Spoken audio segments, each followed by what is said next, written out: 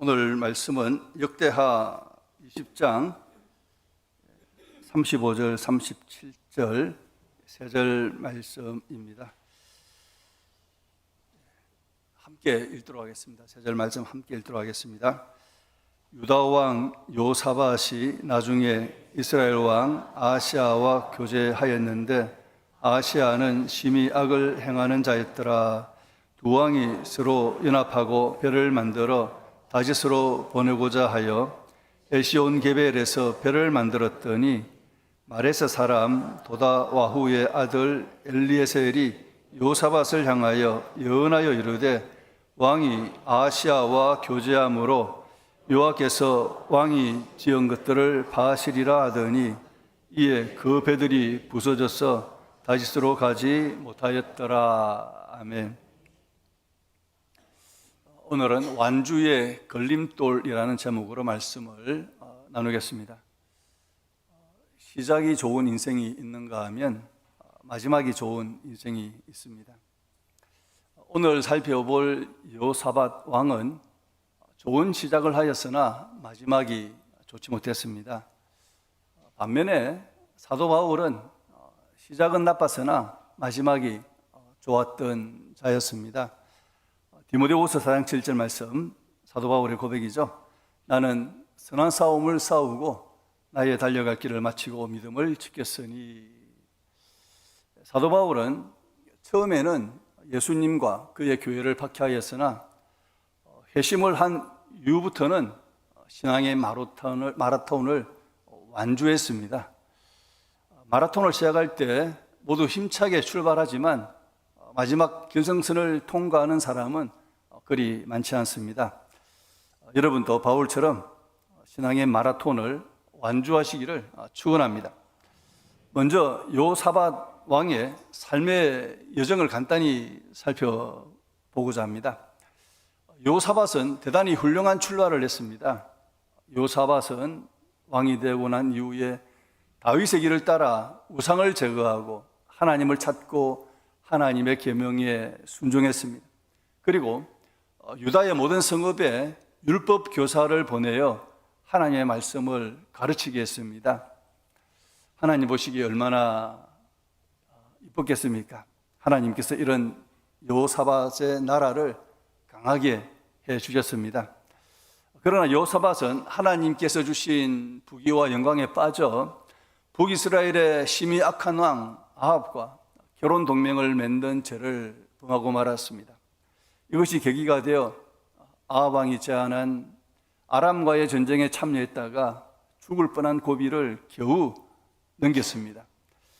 하나님은 여호 선지자를 통하여 이런 여호사밧을 책망하셨습니다. 여호사밧은 하나님의 책망을 받은 후 회개하고 회개에 합당한 삶으로 개혁을 단행했습니다. 여호사밧은 유다를 두루다니면서 백성을 하나님에게로 돌아오게 했습니다. 그리고 공의로운 사법체계를 공고히 세웠습니다. 회개한 여호사밧의 모습은 모압과 암몬과 에돔의 연합군이 침공했을 때 오직 하나님을 의지함으로써 일관성을 보이는 듯 했습니다. 그러나 여호사밧은 하나님께서 주신 태평과 평강에 취하여 다시 북이스라엘의 악한 왕 아하시아와 무역 동맹을 맺는 죄를 범하고 말았습니다. 간단히 살펴본 여호사밧의 신앙의 여정은 좋았다가 나빴다가 다시 좋았다가 다시 나빠지는 반복이었습니다. 여호사밧이 그런 신앙의 여정은 전체적으로는 긍정적인 평가를 받았습니다. 유다의 3대 선한 왕으로 평가를 받을 정도였습니다. 그러나 여호사밧이 범한 세 가지 잘못은 우리에게 귀중한 메시지를 줍니다.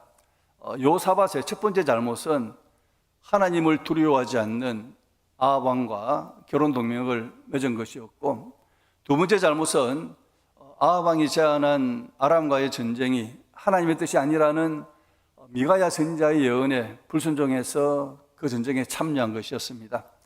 세 번째 잘못은 악한 아하시아 왕, 아합의 아들 아하시아 왕과 무역 동맹을 맺은 것이었습니다. 우리는 하나님을 찾고 의지했던 여호사밧 왕이 왜 그와 같은 잘못을 범했는지 그 이유를 살펴보고자 합니다. 그리하여 우리의 신앙의 출발이 어떠하였든지 이미 다 출발했으니 출발이 좋았을 수도 있고 나쁠 수도 있습니다. 어떠하였든지 바울처럼 마지막을 아름답게 마치는 자들이 되고자 합니다.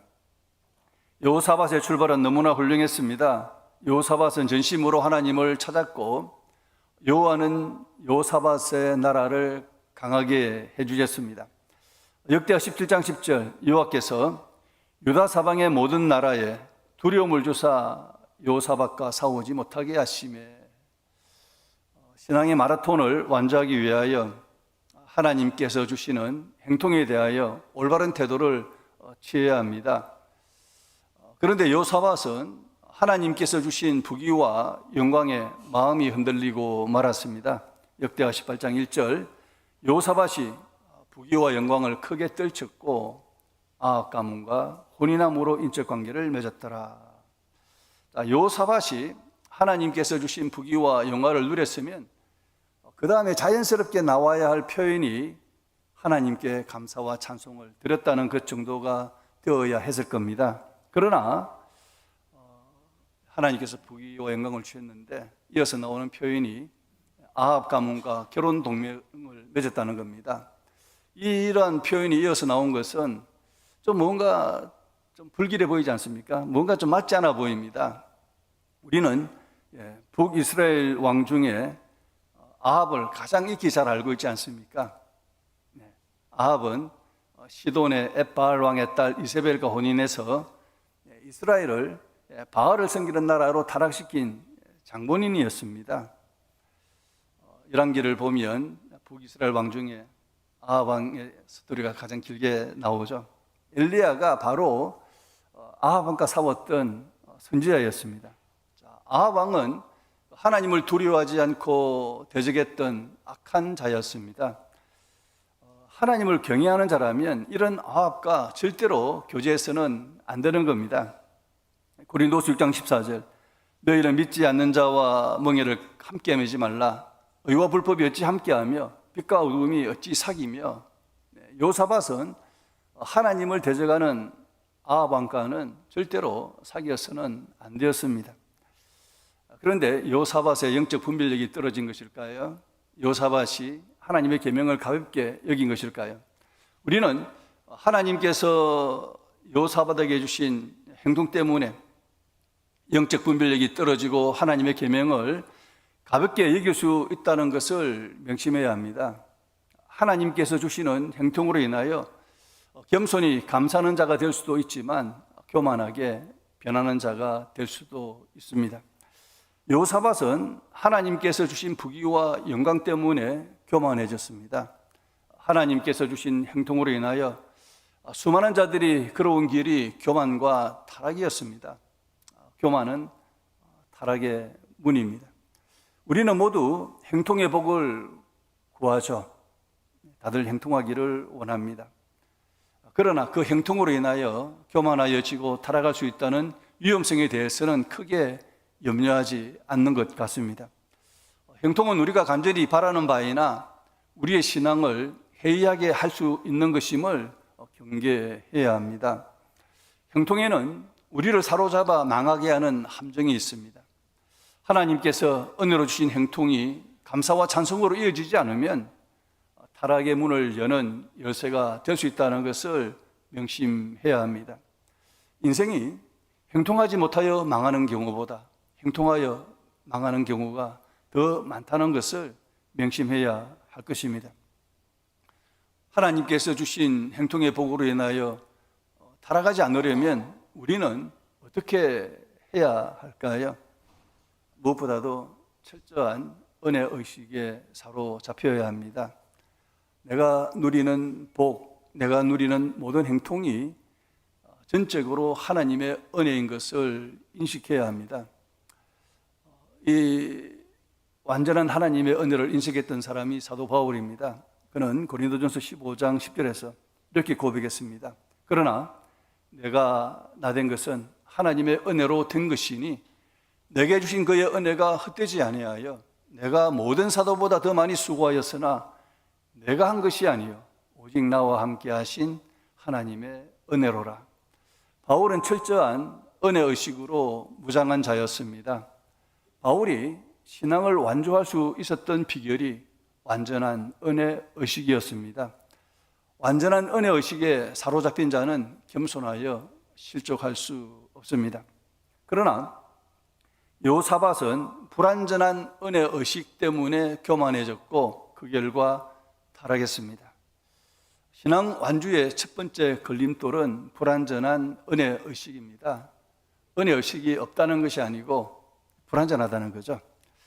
불완전한 은혜의식을 가지는 것도 그나마 다행이죠. 불완전한 은혜의식으로도 한때의 신앙을 지킬 수가 있습니다. 그러나 완주하기는 힘듭니다. 요사밧은 하나님의 은혜로 나라가 형통했다는 것을 모르지 않았을 겁니다. 그러나 전적인 하나님의 은혜라는 의식으로 무장되지 않으면 자기도 모르게 공로의식이 끼어들기 마련입니다. 나라가 형통하는 데 있어서 나도 한몫했다는 생각이 공로의식입니다. 공로의식은 자연스럽게 교만으로 이어집니다. 교만은 하나님의 계명을 지키면서도 자기 주장을 슬쩍 끼워 넣는 것입니다. 교만은 자기 주장이 하나님의 계명을 어기지 않을 것이라는 합리화를 하게 합니다. 교만은 악한 아합 왕과 동맹을 맺는 것을 선한 방향으로 자신이 통제할 수 있다는 생각입니다. 이처럼 불완전한 은혜의식은 하나님의 완전한 은혜에 자기의 공로를 끼워 넣는 것입니다. 하나님의 은혜에 자기의 공로를 집어넣으면 자기 주장을 하게 되고 그것은 불순종을 합리화하는 것으로 이어집니다. 우리는 신앙의 마라톤을 완주하기 위하여 완전한 은혜의식으로 무장되기를 축원합니다. 요사밧은 아버지 아사 왕이 북이스라엘과의 적대적인 관계 때문에 힘들었던 것을 알았습니다. 요사밧은 동족인 북이스라엘과 전쟁하는 관계를 피하기 위한 선한 목적으로 아합 왕과 동맹을 맺었을 겁니다. 나쁜 목적이 아니었겠죠. 아합 왕과 타락한 아합 왕과 하나님 버리고 이렇게 타락하자고 동맹한 건 절대 아니었습니다. 요사밧은 아합 왕이 하나님을 대적하는 자인 것을 알았으면서도 정치적인 안정을 꾀하기 위해서 동맹을 맺었습니다. 요사밧이 하나님이 미워하시는 아합과 동맹을 맺은 것에는 교만한 생각이 있었기 때문이었습니다. 교만한 생각이란 정치적 안정을 꾀하면서도 아합 왕의 죄에는 빠져들지 않을 것이라는 생각이었습니다. 결혼 동맹에서 정치적인 안정이라는 선한 것은 취하고 악한 것은 피하는 통제를 할 수 있다는 교만이었습니다.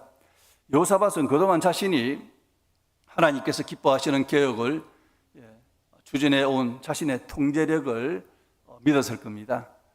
아합과의 동맹에서도 통제력을 발휘하면 유익은 취하고 하나님께서 미워하시는 죄는 범하지 않을 것이라는 일종의 자신감을 가졌을 겁니다. 아합과의 동맹에서 정치적 안정이라는 단물을 빨아먹고 아합의 악한 죄는 범하지 않을 것이라는 자신감을 가졌을 겁니다. 요사밧은 자신에게 죄성이 있다는 것을 과소평가했습니다. 하나님께서 미워하시는 동맹을 스스로 선하게 통제할 수 있다는 교만한 생각은 자신을 과대평가한 것이었습니다. 요사밧은 자신이 죄의 유혹에 취약하다는 것을 알지 못했습니다. 신앙완주의 두 번째 걸림돌은 과신했던 통제의식입니다. 자신의 통제력을 과신한 겁니다. 요사밧이 신앙의 여정에서 넘어졌던 또 하나의 이유는 과신했던 통제의식이었습니다. 우리는 많은 부분을 통제해야 합니다. 시간도 통제해야 하고 또 음식도 통제해야 하죠.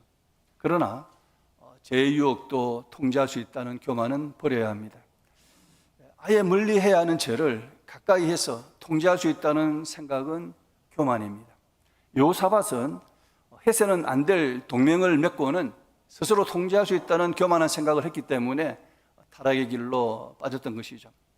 아합 왕은 여호사밧과 결혼 동맹을 맺고 2년 후에 여호사밧을 사마리아에 초청해서 성대한 대접을 하게 됩니다. 역대하 18장 2절. 2년 후에 결혼 동맹 맺은 2년 후입니다. 그가 여호사밧이 아랍 왕의 초청을 받아서 사마리아의 아합에게로 내려갔더니 아합이 그와 시종을 위하여 양과 소를 많이 잡고 함께 가서 길랏 라모치기를 권하였더라. 자, 아합이 여호사밧을 초청하여 성대하게 대접한 것은 거기에 숨은 이유가 있었는데 그것은 함께 아람을 치려고 한 것이었습니다. 성대한 대접받고 참 거절하기가 힘들지 않겠습니까? 여호사밧은 이 전쟁이 하나님의 뜻인지를 알기를 원했고 북이스라엘에 살동하는 미가야 선지자를 통하여 이 전쟁이 아합의 죽음으로 끝나는 전쟁인 것을 알았습니다. 하나님께서 금하신 전쟁이라는 것을 알았습니다. 여호사밧은 전쟁에 참전을 요구하는 아합의 청을 단호히 거절해야 마땅했습니다. 그것이 자기가 믿었던 통제력을 발휘하는 거죠. 그러나 악을 통제하는 길이었는데 그러나 여호사밧은 동맹으로 엮인 인척관계라는 그 명분 때문에 아합의 청을 단호하게 거절하지 못하고 마지못해 전쟁에 참여하게 됩니다. 하나님께서 원하지 않는 것은 통제할 수 있을 것이라는 여호사밧의 의지가 아합의 유혹에 힘없이 무너지고 말았습니다. 그 결과 여호사밧은 전쟁에서 죽을 고비를 겨우 넘기는 이 어려움을 겪었습니다. 겨우 살아났습니다. 여호사밧은 선줄로 알았는데 한순간 넘어지고 말았습니다. 고린도전서 10장 12절. 그런즉 선줄로 생각하는 자는 넘어질까 조심하라. 우리는 언제나 넘어질 수 있는 죄성을 소유한 자들입니다. 그러므로 늘 깨어 조심해야 합니다. 내가 저를 통제할 수 있다는 교만을 버려야 합니다. 저는 아예 물리해야지 가까이 두고 통제할 수 있는 것이 결코 아닙니다. 저를 가지고 장난하지 말아야 합니다. 불장난하다가 온 산을 다 태우지 않습니까? 예전에 어떤 목사가 장녀에게 복음을 전한다고 장녀촌에 들어갔다가 음행의 죄를 범했다는 이야기를 들었습니다. 옛날 이야기죠. 불쌍한 장녀에게 복음을 전하겠다는 의지는 너무나 좋으나 자신의 통제력을 가신하고 철저한 준비 없이 뛰어들어갔다가 실족한 경우입니다. 교만은 자신의 통제력을 과신하는 것입니다. 사망으로 떨어지는 경계선을 가까이 하여 맴도는 겁니다. 떨어지면 죽는데 가까이 가면 안 되겠죠. 악한 교제에는 아예 발을 들여놓지 않아야 하는데 여호사밧은 자신의 통제력을 과신하여 한 발을 들여놓았다가 발을 빼지 못하고 말았습니다.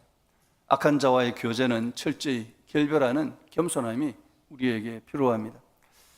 요셉은 주인 보디발의 아내의 유혹을 피했던 청년이었습니다.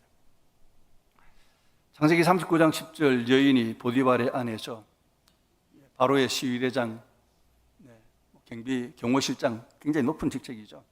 그러니 그 아내가 얼마나 아름다웠겠습니까?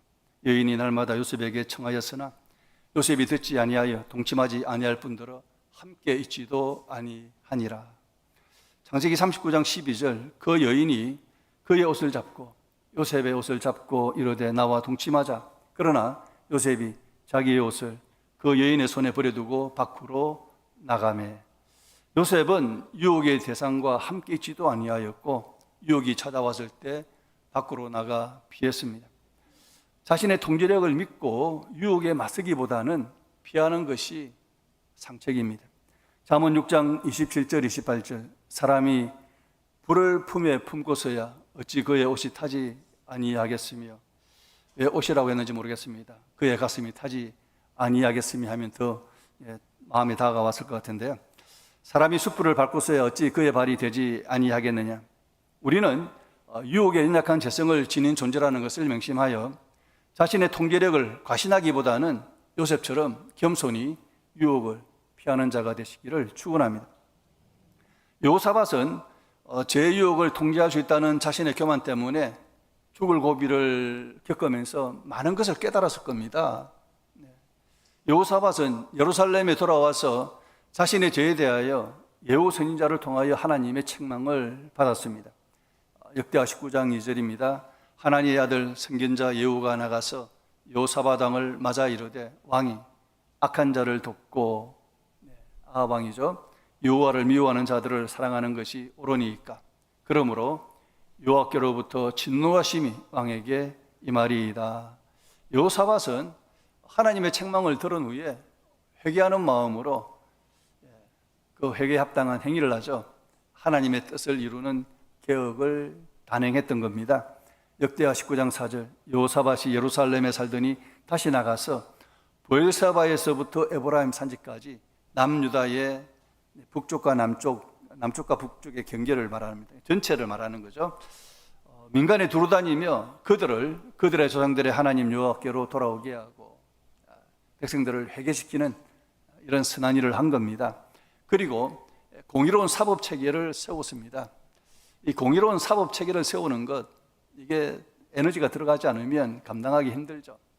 사법 체계가 공의롭게 세워진다는 것은 약자들을 위한 겁니다. 역대하 19장 5절, 또 유다 온 나라의 견고한 성읍에 재판관을 세우되 성읍마다 있게 하고, 여호사밧은 이렇게 회개에 합당한 변화를 보였습니다.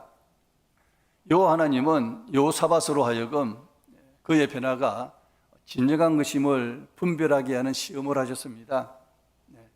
그 시험은 모압과 암몬과 에돔의 세 나라 연합군의 침공 앞에 여호사밧이 어떤 태도를 취하는가를 스스로 보게 하는 것이었습니다.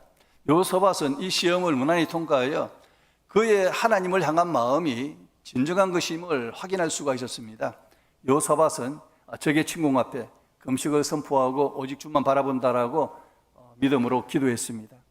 하나님은 이러한 여호사밧의 진정한 믿음을 보고 승리를 주셨죠. 여호사밧은 이 승리로 인하여 나라가 다시 태평과 평강을 누리는 복을 하나님으로부터 받게 됩니다.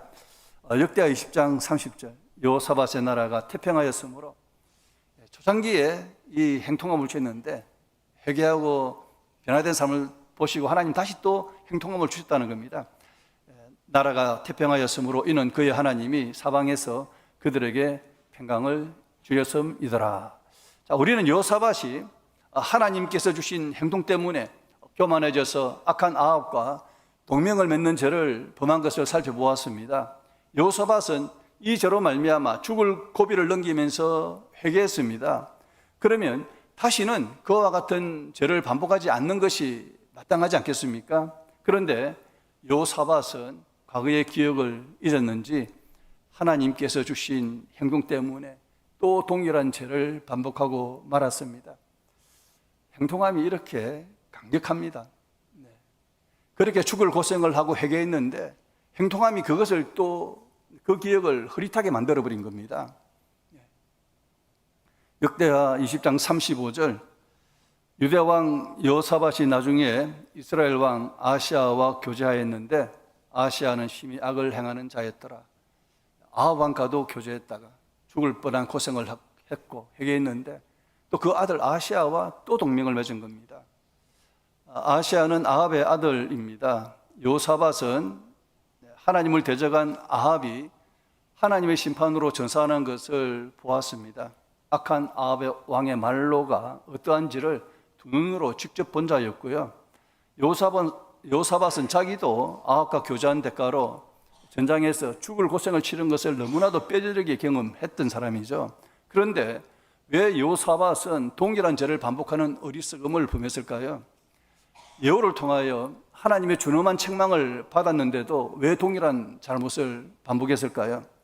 여호사밧은 반복하여 범한 이 죄 때문에 마지막이 좋지 않은 왕으로 기록되고 말았습니다.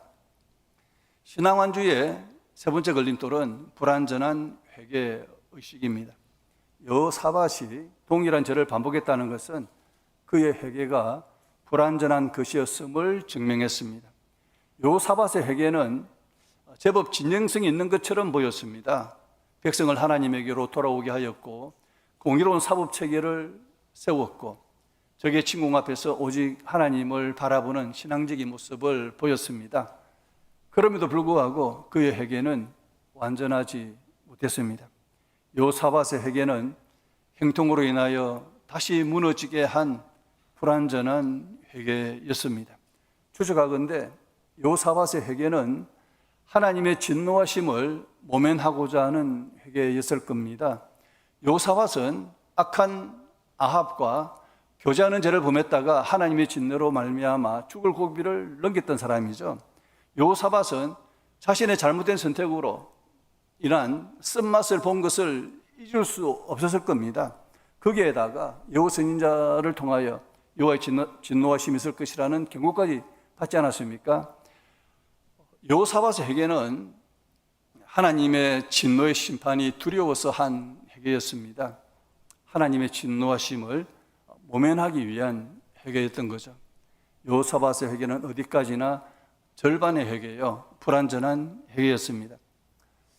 우리가 죄를 억제하는 이유 중에 하나가 하나님의 진노하심을 피하기 위한 것은 맞습니다. 여러분, 이런 경험 한 번씩 있지 않습니까? 죄를 범했다가 정말 쓴맛 본 적이 있죠. 하나님 정말 그래도 사랑하셔서 징계하셨는데 그 징계의 쓴맛을 본 적이 있습니다. 그 징계의 쓴맛을 다시 범하지 않으려고, 동일한 죄를 안 지으려고 우리는 애쓰지 않습니까? 그래서 하나님의 진노하심을 피하기 위한 것도 나쁜 게 아니죠. 그 좋은 건 맞습니다. 좋은 얘기 맞습니다. 진노 피하기 위해서 회개하는 것 좋은 일이죠. 그러나 그러한 회개는 반쪽 회개에 지나지 않는다는 겁니다. 형통의 때 얼마나 강력한지 그 쓰라린 경험을 형통함이 있게 만드는 겁니다. 그래서 형통의 때에 하나님의 진노하심을 망각하게 되면 다시 그 죄를 범하려는 고개를 쳐들기 때문입니다.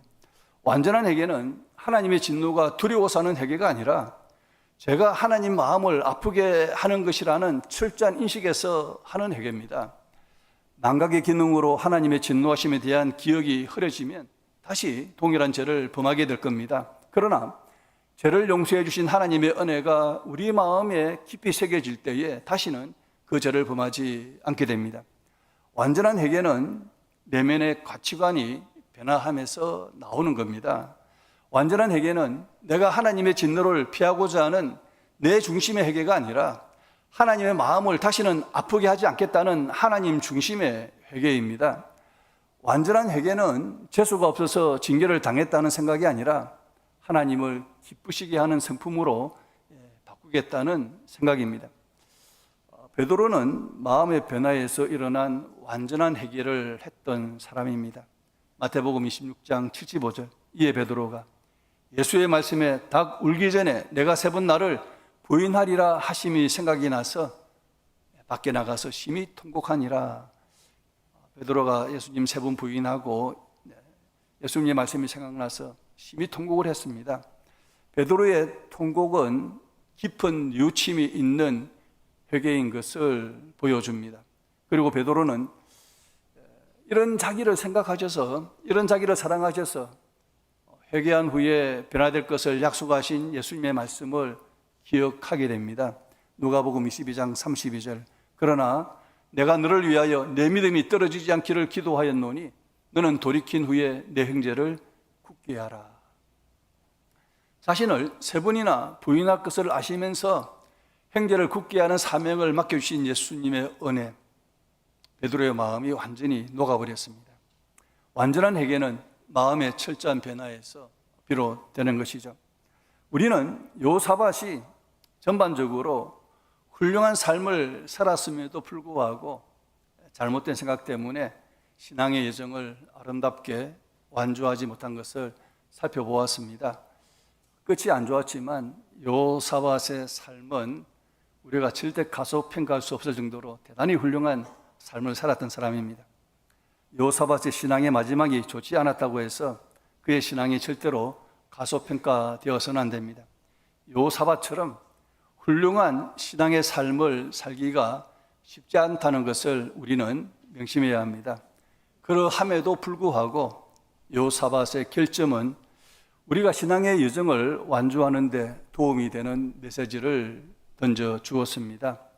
여호사밧의 불완전한 은혜의식, 과신했던 통제의식, 불완전한 회개의식, 이 세 가지 결점을 통하여 우리는 하나님께서 주시고자 하는 중요한 메시지를 배우고 실천해야 합니다. 우리는 바울처럼 모든 행동이 하나님의 전적인 은혜라는 인식을 통하여 교만이 우리 안에 들어오지 못하도록 해야 합니다. 우리는 요셉처럼 죄의 유혹을 통제할 수 있다는 교만을 버려야 합니다. 우리는 베드로처럼 철저한 회개, 마음의 변화에서 일어나는 완전한 회개를 해야 합니다.